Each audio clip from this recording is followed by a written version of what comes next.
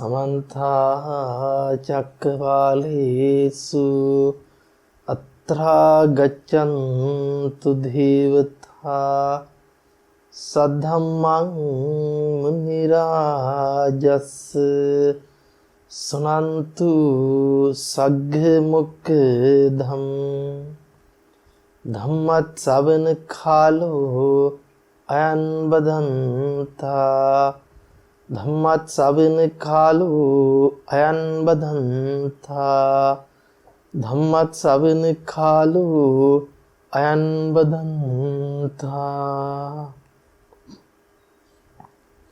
नमो तस् भगवतो अरहतो सम्मा सम्बुद्धस्स नमो तस् भगवतो अरहतो सम्मा सम्बुद्धस्स नमो तस् भगवतो अरहतो सम्मा सम्बुद्धस्स। ධර්ම දානමේ පින්කම අද දවසේ සිදු කරනු ලබන්නේ ජන්ම දිනේ සමරන රොඩි මහතාට උතුම් ධර්ම අවබෝධයත් නිදුක් නිරෝගී සුවපත් භාවයත් අරමුණු කරගෙන ප්‍රියංකා මහත්මිය මෙලනි දුව රයන් පුතා සහ සනෝමි දුව ඇතුළු ඇමරිකාවේ පදිංචි පවුලේ ඥාතීන් විසින් අපේ ධර්මය අවබෝධ කර ගැනීම පිණිස බොහෝ ධර්ම කාරණාවන් ශ්‍රවණය කරගෙන බොහෝ ධර්මයන් අධ්‍යයනය කරගෙන කටයුතු කරමින් යනවා. එතනදී අපි බලන්න වෙනවා කුමන ධර්ම කාරණාවක් අසුරු කරගත්තත් ඒ සෑම ධර්ම කාරණාවක් තුලින්ම දහම් අවබෝධී විදිහට ප්‍රත්‍යක්ෂ වෙන්නට උවමනා කරන්නේ චතුරාර්ය සත්‍ය අවබෝධය. මොකද චතුරාර්ය සත්‍ය අවබෝධයේ හැර අන් අවබෝධයක් නොවේ දහම් අවබෝධය කියලා කියන්නේ.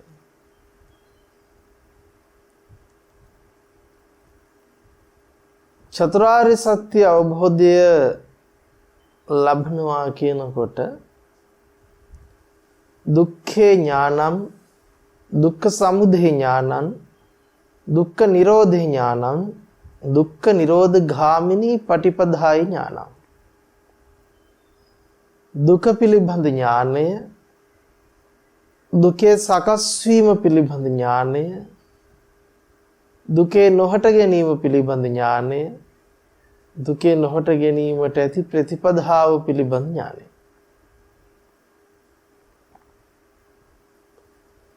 එහෙනම් අපි කල්පනා කරන්න වෙනවා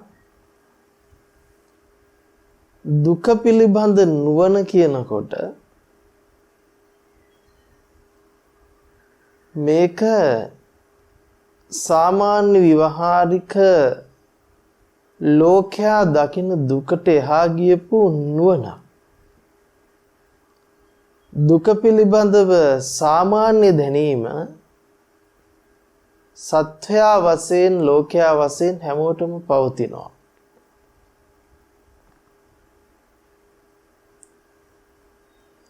නමුත් අපි බලන්න වෙනවා චතුරාර්ය සත්‍ය විග්‍රහ වෙන දුක සහ ලෝකයා දකින දුක අතර වෙනසක් තියනවාද? මොකද්ද මේ ඥානය කියලා කියන්නේ?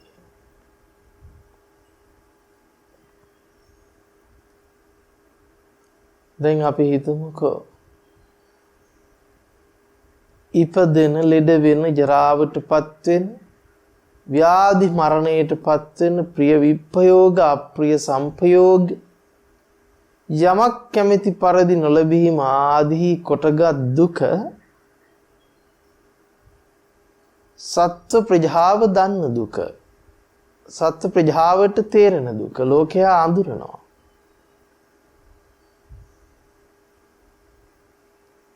නමුත් ඒ දුක කියලා කියන්නේ දුක්ඛ ආර්ය සත්‍ය නෙවෙයි. දුක්ඛ ආර්ය සත්‍යයට දාන්න පුළුවන් කොටසක් පමණයි.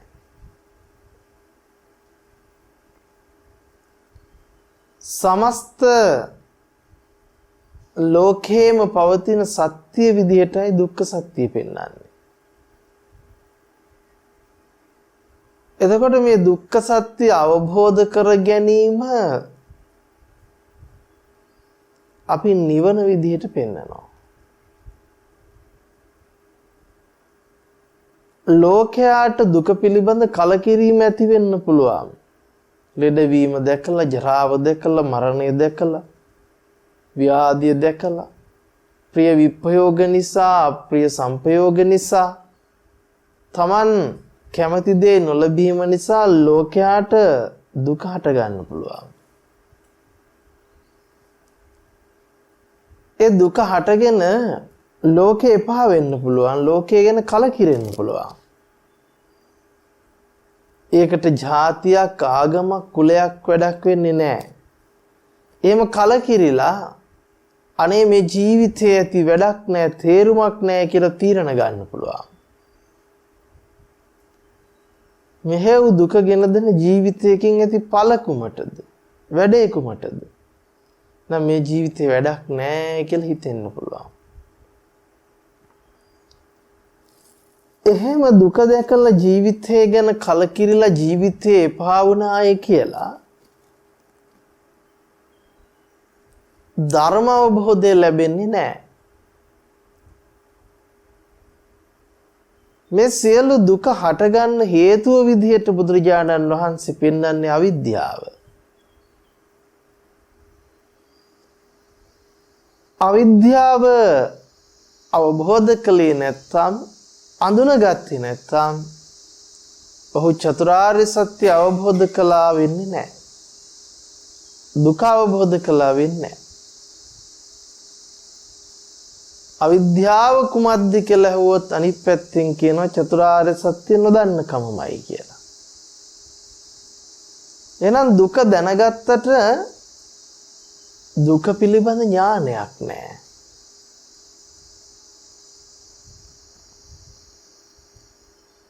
ඒ නිසා කොටින්ම කිව්වොත් බුදුරජාණන් වහන්සේ විසින් අපිට පෙන්වා වදාරන්නේ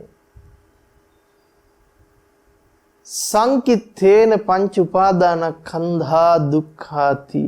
කොටින්ම කියනවා නම් දුක කියන්නේ පංච උපාදානස්කන්ධය. එහෙනම් දුක්ඛේ ඥානං කියලා කියන්නේ පංච උපාදානස්කන්ධය පිළිබඳ ඥානය. දුක්ඛ සමුදය ඥානං කියලා කියන්නේ පංච උපාදානස්කන්ධය පිළිබඳව, පංච උපාදානස්කන්ධය හට ගැනීම පිළිබඳව ඥානය. දුක්ඛ නිරෝධය ඥානං කියලා කියන්නේ පංච උපාදානස්කන්ධය නොහට ගැනීම පිළිබඳ ඥානය.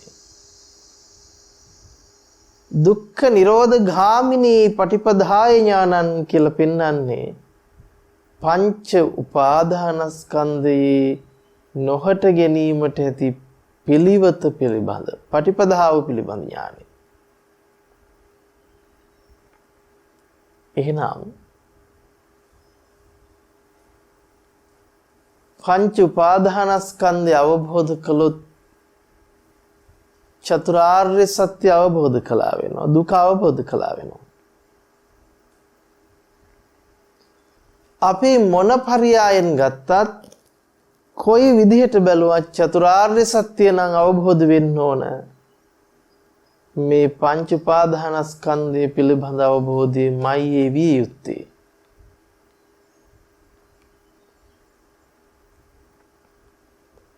පංච උපාදානස්කන්ධය අවබෝධ නැත්නම් චතුරාර්ය සත්‍ය අවබෝධය නැහැ වගේම. එහෙනම් අපි මොනවා අවබෝධ කරගෙන දන්නවා කිව්වත් පංච උපාදානස්කන්ධ අවබෝධය නොමැතිව මොනවා දැනගත්තත් ඒ චතුරාර්ය සත්‍ය අවබෝධය නෙවෙයි. චතුරාර්ය සත්‍ය අවබෝධයෙන් තොර ධර්ම අවබෝධයක් ගැන කතා කරනවා නම් එය අපිට ධර්ම අවබෝධයේ විදිහට පෙන්වන්න බැරිව යනවා.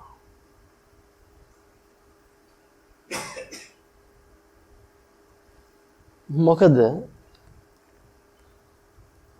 අවිද්‍යාව කියන්නේම චතුරාර්ය සත්‍ය නොදන්නා කමට නිසා.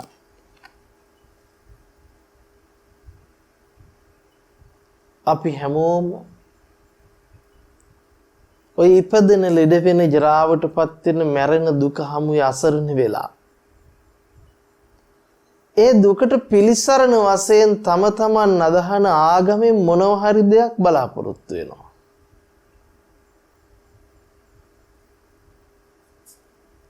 නමුත් ඒ බලාපොරොත්තු වෙන සියල්ල මේ බුද්ධ ශාසනයෙන් හැර කිසිම තැනකින් ඒකට පිහිට ලැබෙන්නේ නැහැ. දුක ඉක්මවන ප්‍රතිපදාවක් අවබෝධ කරන්න හම්බ වෙන්නේ නැහැ. මොකද අපිට අවිද්‍යාව දුරු කරන ප්‍රතිපදාවක් දුක ඉක්මවන ප්‍රතිපදාවක් තථාගත බුදුරජාණන් වහන්සේ නමක්ගෙන් හැර ලෝකයාට අසන්නට ලැබෙන්නේ නැහැ.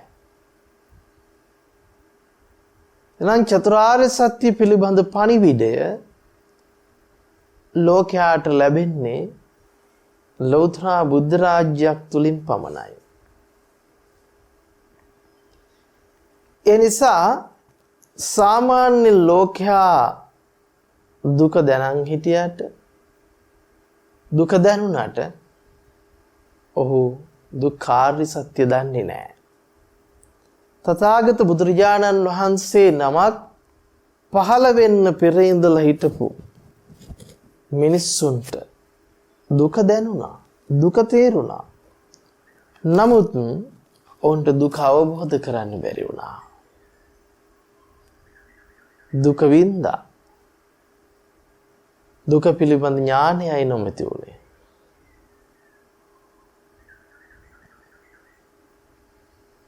එනිසා අපි තේරුම් ගන්න ඕන බුද්ධ දේශනාවට අනුකූලව බැලුවොත්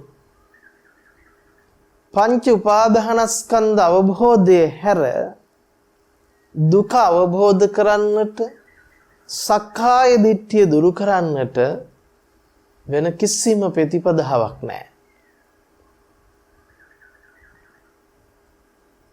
සක්කාය කියන කුමටද සක්කාය කියන්නේ? සක්කාය anu පංච උපාදානස්කන්ධයට නමකි. සක්කාය කියන්නේ පංච උපාදානස්කන්ධයට නමක්. එහෙමනම් සක්කාය දිට්ඨිය දුරු වීම කියලා කියන්නේ පංච උපාදානස්කන්ධයේ කෙරෙහි ඇති දෘෂ්ටිය දුරු වීම. එහෙනම් බලන්නකෝ. සක්කාය කියන්නේ පංච උපාදානස්කන්ධයට නමක් නම් අපිට පැහැදිලි පංච උපාදානස්කන්ධය කියන්නේ දුකට නමක් නම් පංච උපාදානස්කන්ධය කියන්නේ දුක්ඛාර්ය සත්‍ය නම් අනිත් පැත්තෙන් සක්කාය කියන්නේ පංච උපාදානස්කන්ධයම නම් අපිට සක්කාය දිට්ඨියට කියන්න පුළුවන් දුක පිළිබඳ පවතින දෘෂ්ටිය කියලා. මොකද්ද දුක පිළිබඳ පවතින දෘෂ්ටිය? අපි හිතන් ඉන්නවා ඉපදෙන්නේ මම, ලෙඩ වෙන්නේ මම, ජරාවටපත් වෙන්නේ මම, ප්‍රියයන්ගෙන් වෙන්වීමෙන් දුක් විඳින්නේ මම, අප්‍රියයන් හා එක් වෙනකොට දුක් ලැබෙන්නේ මට. මට කැමති පරිදි මේ ලෝකය පවත්වන්න හදන්නේ මම. එතකොට ඒ පිළිබඳව දුක මගේ කර ගැනීමයි. තව පැත්තකින් බැලුවොත් සක්කාය දිට්ඨිය කියලා කියන්නේ. කොටින්ම කිව්වොත් මමම විඳිනවා මටමයි දුක දැනෙන්නේ මම්මයි දුක උරුම කරගෙන ඉන්නේ කියන තැන තමයි අපි සිටින්නේ.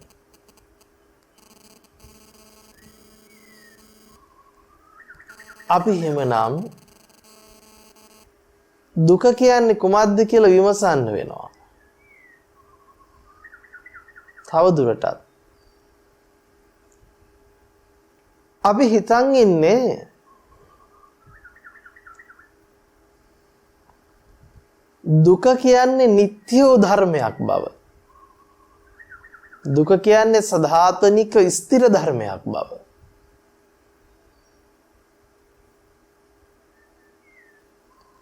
නමුත් බුද්ධ වචනය ජරා මරණම් භික්ඛවේ අනිච්චං.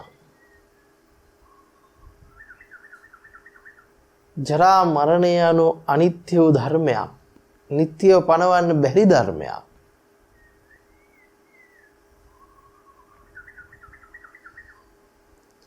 එහෙනම් කොහොමද අපි මේ ප්‍රශ්නේ විසඳගන්නේ? අපි කොයි විදිහටද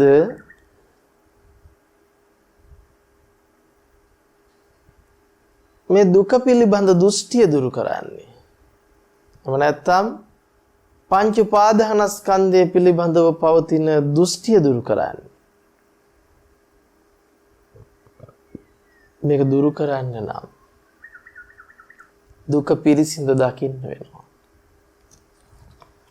දුක පිරිසිඳ දකින්නවා කියන දේ සමානයි පංච උපාදානස්කන්ධය පිරිසිඳ දකින්න වෙනවා. තව පැත්තකින් කිව්වොත් සක්කාය පිරිසිඳ දකින්න වෙනවා.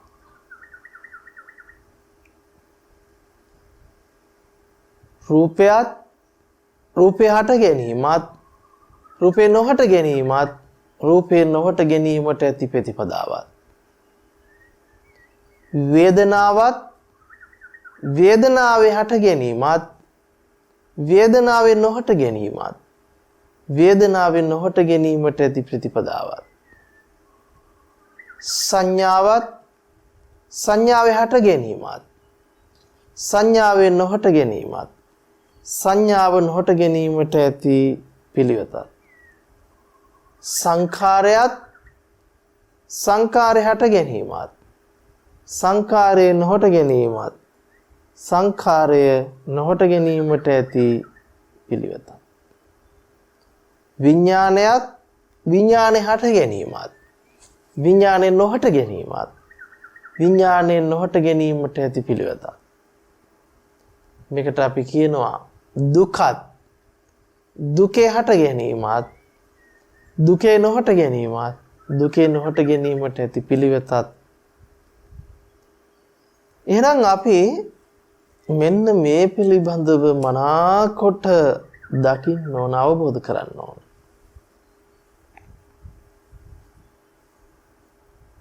රූපය කියලා කිව්වම මොකක්ද රූපය?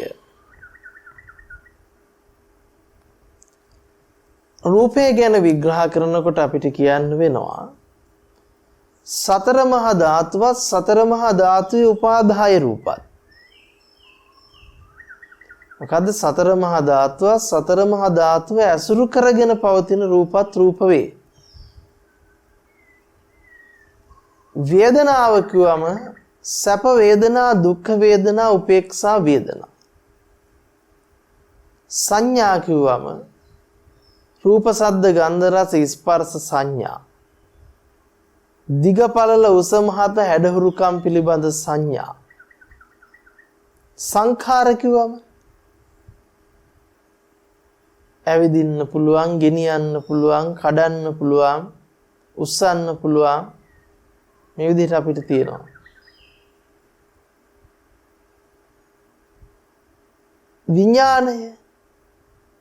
විඥානය කියලා කියන්නේ නිතරම සිතින් දැනගන්න දේ. එතකොට අපි කල්පනා කළ යුතුයි අපිට හිතෙන්නේ මේ ලෝකේ රූප තියෙනවා. ඒ තියෙන රූපේ ඉන්න මං විසින් හඳුන ගන්නවා. ඒ රූපේ කැඩෙනවා, කුඩු වෙනවා, බිඳිනවා, වෙනස් වෙනවා.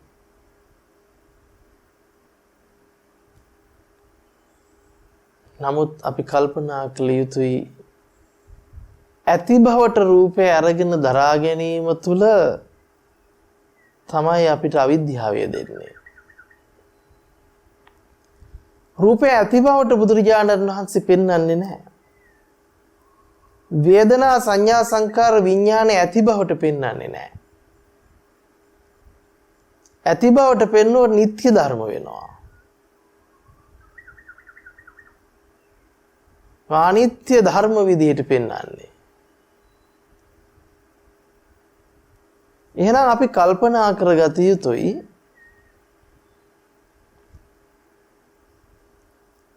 රූපය උපදින ධර්මයක්. එහෙනම් පඨවි ආපෝ තේජෝ වායෝ පඨවි ආපෝ තේජෝ වායෝ අසුරු කරගත් රූපත් තියෙන රූප විදිහට බුදුරජාණන් වහන්සේ පෙන්වන්නේ නැහැ. පෙන්වන්නේ උපදින රූප. වේදනාව උපදිනවා, සංඥා උපදිනවා, සංඛාරය උපදිනවා, විඥානය උපදිනවා. මේ කිසිම ධර්මයක් තනි අරගෙන නිත්‍ය වශයෙන් කතා කරන්නට බෑ. කොටින්ම කිව්වොත් වේදනා සංඥා සංඛාර විඥානයන්ගෙන් තොලව රූපය ගැන කතා කරන්න බෑ. වේදනාව වෙන් කළා අපිට ගන්න බෑ රූප සංඥා සංඛාර විඥාණයෙන් තොරව. සංඥාව වෙන් කරන්න බෑ රූප වේදනා සංඛාර විඥානයන්ගෙන්. සංඛාරය වෙන් කරන්න බෑ රූප වේදනා සංඥා විඥානයන්ගෙන්. විඥානය වෙන් කරන්න බෑ රූප වේදනා සංඥා සංඛාරයන්ගෙන්. එහෙනම් කොටින්ම කිව්වොත් මේ පෙන්වන්නේ මේ එක ධර්මයක්වත් මේ පහෙන් තනිව අරගෙන තනි ඒකක වශයෙන් අපිට ගන්න බැරි බව. විඥානයේ පහළවීම කොතනද? එතන රූප වේදනා සංඥා සංඛාරයන්ගේ පහළවීම තියෙනවා. එහෙනම් මේ රූප වේදනා සංඥා සංඛාර විඥාන පහ තනිව පණවන්නට බෑ. විඥානයේ පහළවීම ඇති තැනයි අනිත් අංග හතරේම පහළ වීම. මොකද අපි හිතමුකෝ අපි පඨවි කියලා මඤ්ඤණා කරනවා, හිතනවා කියලා, දැනගන්නවා කියලා. පඨවි කියලා දැනගන්න බෑ වේදනා සංඥා චේතනා පස්ස මනසිකාරයෙන් තොරව. එහෙනම් අපිට පැහැදිලි නාම රූප පිළිබඳ දැනගන්නවා නම් විඥානය එතන. මේකෙන් කියන්නේ විඥාණයෙන් නාම රූප වෙන් කරන්න බෑ කියලා. නමුත් අපි මොකද කරන්නේ? රූපේ නිට්ටය කොට අරන් තියෙන වෙනම මේකකයක් වශයෙන්. වේදනාව නිට්ටය කොට අරන්, සංඥාව නිට්ටය කොට අරන්, සංඛාරය නිට්ටය කොට අරන්, විඥානය නිට්ටය කොට අරන්. කොටින්ම කිව්වොත් මේ රූප වේදනා සංඥා සංඛාර විඥානයන් තියෙන පවතින සහ මම අඳුන ගන්න දෙයක් වශයෙන් අරගෙන අවසానයි. එතකොට අපිට කවදාකවත් පඨවිය විදියට හඳුන ගන්නවා මිසක ආපෝ විදියට තේජෝ විදියට වායෝ විදියට හඳුන ගන්නවා මිසක මගේ පඨවි මගේ ආපෝ මගේ තේජෝ මගේ වායෝ කියලා හරි අපිට වෙන් කර හඳුන ගන්නට ගියොත් තවත් අපි අහු වෙනවා. කොටින්ම කිව්වොත් නිට්ටයව තනි ඒකකයක් වශයෙන් හඳුනාගත නොහැකි පඨවි ආපෝ තේජෝ වායෝ සහය අසුරු කරගත් රූපය අපි මොකද්ද කළේ? ඒක තනි එකකට දාලා කෙස්ලොම් නියද සම්මස්නහර විදිහටත් ඒ සියල්ල එකතු කළා මම විදිහටත් මගේ අම්මා තාත්තා දුව පුතා විදිහටත් පුජ්‍යල භාවයේ පතිත කරගත්තා. අපි ලිහින්න බැරි තරම් අවුලකයක ඇතුලේ පැටළුණා.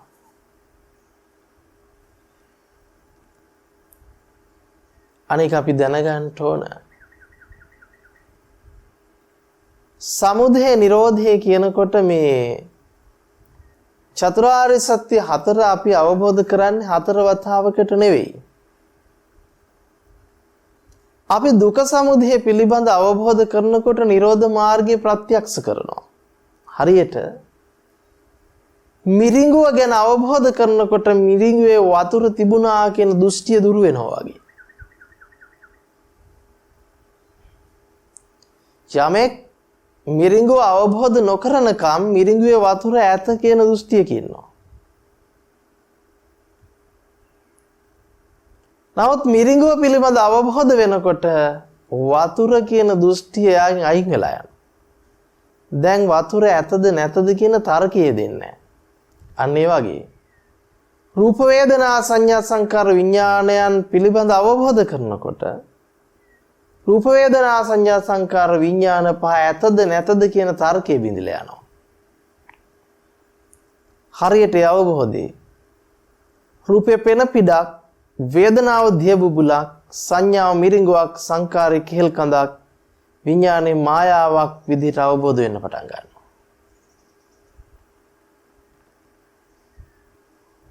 දැන් පෙන පිට පිළිබඳව අපි අරගෙන බැලුවොත් පෙන පිටු නැගෙන තැනකට ගිහින් කවුරු හරි පෙට්ටියක් අරගෙන ගිහිල්ලා පෙන පිටු අල්ලලා පෙට්ටියට දාන්න හදනවා. කවදාකවත් කරන්න බෑ. ඒතොර පෙන පිටු ඇතද නැතද කියලා බැලුවොත් අපිට ඇත කියන්න බෑ නැත කියන්නත් බෑ. තියෙන බවට පෙන්නනවා නමුත් අපිට ඒක නිත්‍ය වශයෙන් අරගන්න පවත්වන්න පුළුවන් ධර්මයක් නෙවෙයි.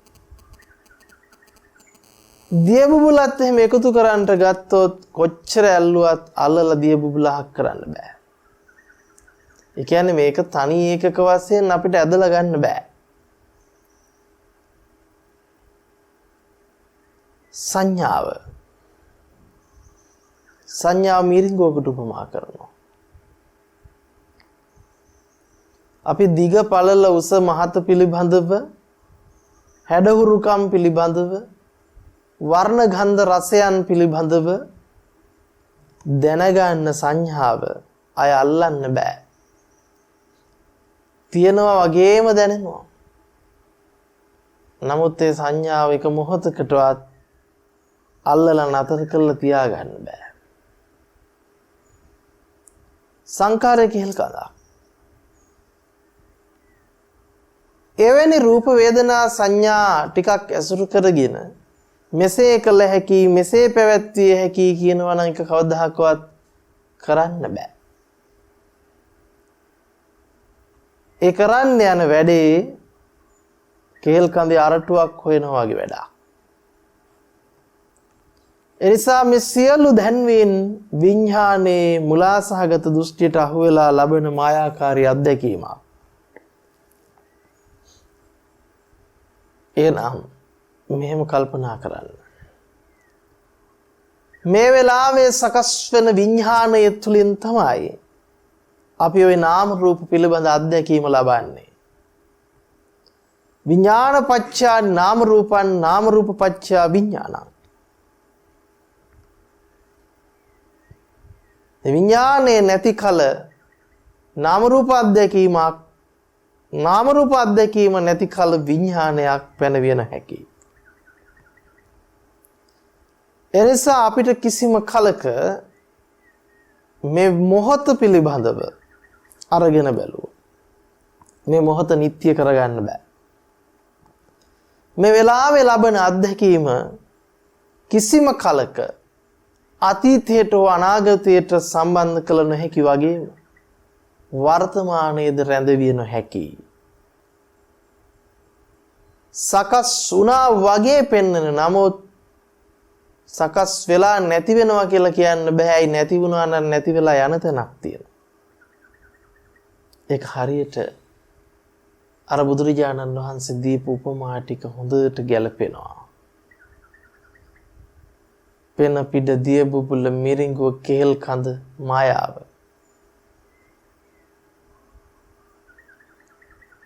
සකස් වීම පිළිබඳ අපි කතා කරනකොටම අපිට ප්‍රත්‍යක්ෂයි ඒකේ Nirodha. හට ගැනීම තුළම අපි දකිනවා මොකද්ද? මේකේ පවතින බොරුව. හටගත් තැනක් දෙයක් යමක් විදිහට ප්‍රකාශ කළ නොහැකි බව. ඒකට කියනවා සමුදය තුළම Nirodha සාක්ෂාත් කරනවා. එහි හට ගැනීම පිළිබඳ නුවණ දකිනකොට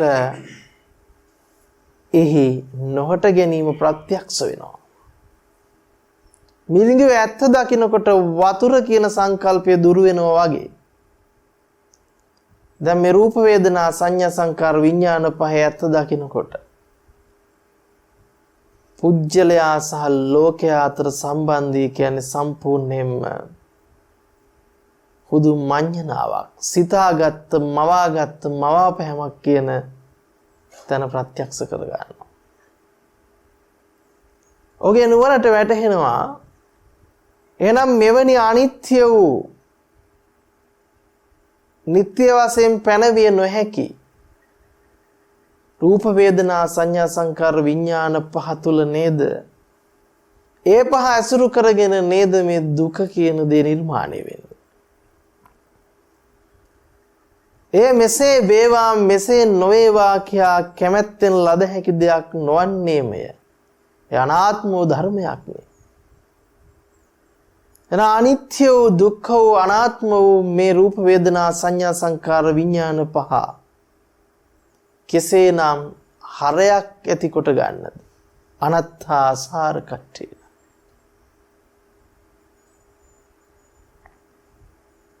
මෙන්න මෙවැනි අවබෝධයක් තුලින් දුක පිළිබඳ දකිනකොට මේ නොදන්නා කම නිසා නේද ජාතිය පැනවෙන්නේ, ජරාව පැනවෙන්නේ, මරණය පැනවෙන්නේ, ව්‍යාධිය පැනවෙන්නේ, ප්‍රිය විප්‍රයෝග අප්‍රිය සම්පයෝග දුක පැනවෙන්නේ, යමක් කැමැති පරිදි නොලැබීමේ කියන මේ දුක් ටික පැනවෙන්නේ කාටද? මේ නিত্য නොවන ස්කන්ධ පංචකය නিত্য වශයෙන් මමත්වෙන් දරා ගැනීමමනේ. එහෙනම් මේ තුල අපිට දුක් වෙන්න දෙයක් නැහැ.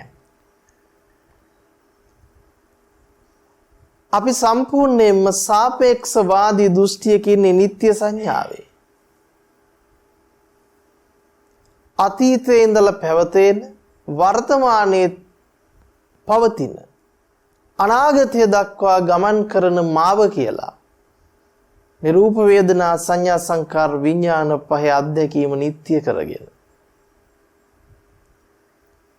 අපි මේ වෙලාවේ යම් අධ්‍යක්ීමක් ලබනවා නම් ඒ අධ්‍යක්ීම නිට්ටය වශයෙන් ගන්නට බෑ වගේ. අපි අතීතයේ කියලා හිතාගත්ත සියල්ල එහෙමයි. වතුරේ ඇඳ පිරක් වගේ. නමුත් අපි ඒක දැඩිසේ ග්‍රහණය කරගෙන ඇත්තම ඇත්ත විදිහට ඒ නිසා අපිට ජරාව පැනවිලා ව්‍යාධිය පැනවෙලා අපිට ජරා මරණ නිට්ටය වෙලා ව්‍යාධිය නිට්ටය වෙලා දැන් අපිට මෙසේ වේවා කියලා කියනවා සාපේක්ෂව මෙසේ නොවේවා කියලා කියනවා. දැන් වැඩේ තියෙන්නේ එහෙම කොච්චර කියන්න ගියත් වැඩක් නැහැ. නිට්ටය නොවන ධර්මතාවයක් ඇතුලේ අපි එසේ පැවසීමම මුලා සහගතයි. එහෙනම් තම තමන් පිළිබඳ නුවණින් බලනකොට තේරෙනවා සරල පුංචි කමඨහනක් විදිහට අපිට පෙන්වන තතපංචකේ අරගෙන බැලුවත් කේසා ලෝමා නකා දන්තා තචෝ කෙස් කියන අත්දැකීම අපි හිතන් ඉන්නවා නම් අතීතේ ඉඳලා ආපු ලොම් නියදත් සම් වලින් හැදිච්ච පුජ්‍යලයාව දිර දිරා ගිහින් වයසටපත් වෙනවා කියලා. මේ අවිද්‍යා සහගත දෘෂ්ටියමයි ඔබට දුක ගෙනල්ලා දෙන්නේ. ප්‍රඥාවන්තය දකිනවා මේ රූප වේදනා සංඥා සංකාර විඥාන පහේ අත්දැකීම තුලින් කෙස්ලොම් නියදත් සම්මස් හඳුනගන්නේ. එහෙනම් මොහොතකටවත් ස්ථිරව නිට්ටයව පැනවිය නොහැකි මේ ස්කන්ධ පංචකයේ අත්දැකීම කෙසේනම් අතීත වර්තමාන අනාගත කියන තුන් කාලාත්‍රයකට පනවන්නද? මේ පනවා ගැනීම තුල නේද මේ සත්ව ප්‍රඥප්තිය පැනවෙන්නේ. දුක්ඛ ප්‍රඥප්තිය පැනවෙන්නේ. ලෝක ප්‍රඥප්තිය පැනවෙන්නේ. ඒ සත්ව ප්‍රඥප්තියේ දුක්ඛ ප්‍රඥප්තියේ ලෝක ප්‍රඥප්තිය නේද මේ අතරමං වෙලා තියෙන්නේ. මෙන්න මේ පිළිබඳ නුවණින් විමසන්න පටන් ගන්නවා.